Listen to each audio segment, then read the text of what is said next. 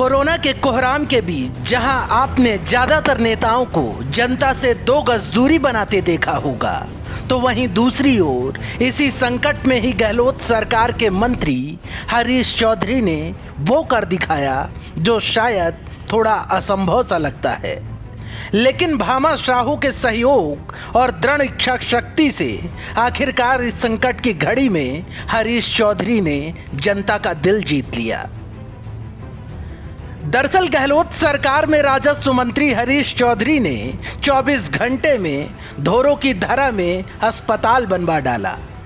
सामरा में महज 24 घंटे के भीतर 25 बेड का अस्पताल तैयार किया गया, तो वहीं बायतू में गुरुवार को 48 घंटे के भीतर 100 बेड का अस्पताल बनाया गया।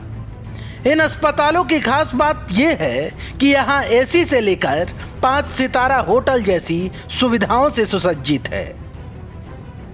जानिए 24 घंटे में तैयार किए गए इस अस्पताल की खूबियां। अस्पताल में कुल 8 बंक हाउस हैं। हर बंक में 2-2 एसी हैं। अस्पताल की सुविधाएं 5 सितारा होटल जैसी हैं। अस्पताल में ऑक्सीजन की भी व्यवस्था है।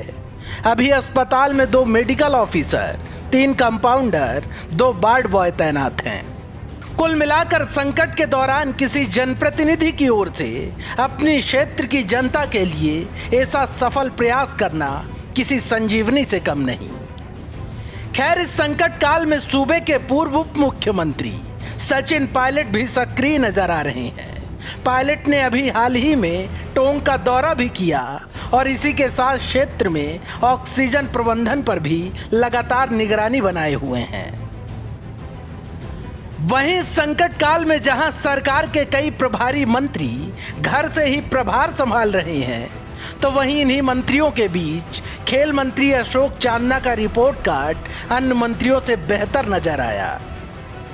दरअसल चांदना दौसा और करौली के प्रभारी मंत्री हैं और इस संकट काल में भी चांदना को अपने प्रभार क्षेत्र का ख्याल रहा और उन्होंने इस आपदा में क्षेत्र का दौरा भी किया और कलेक्टर से लगातार फीडबैक भी लेते रहे।